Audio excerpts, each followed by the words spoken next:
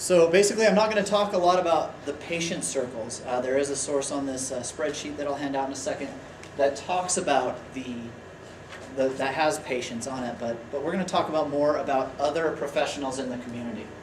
Number one, your circle of influence. Let's start out here. Everybody has a circle of influence. You as a doctor, you as a hygienist, you as an office manager have a circle of influence.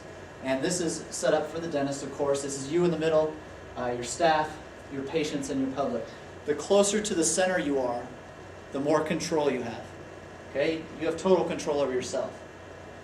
Your staff, a little less control. Your patients, a little less control. The general public, less control. Okay? It's kind of maybe a little disconcerting that you have less control over your patients than you do your staff, depending on how much control you have over your staff.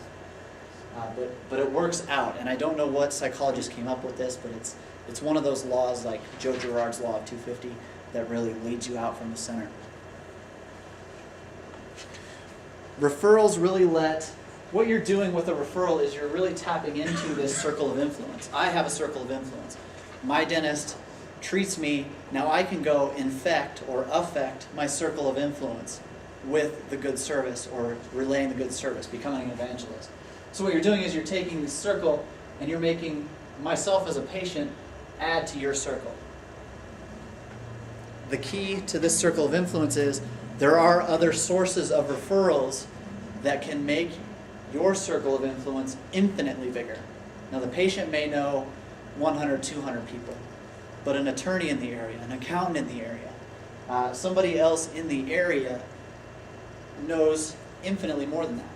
You know, I figure I have 700 clients. Now I can't refer them to local because they're nationwide. But if I were an attorney and I had 700 clients that were local, you can see how big of a circle of influence I could add to your circle.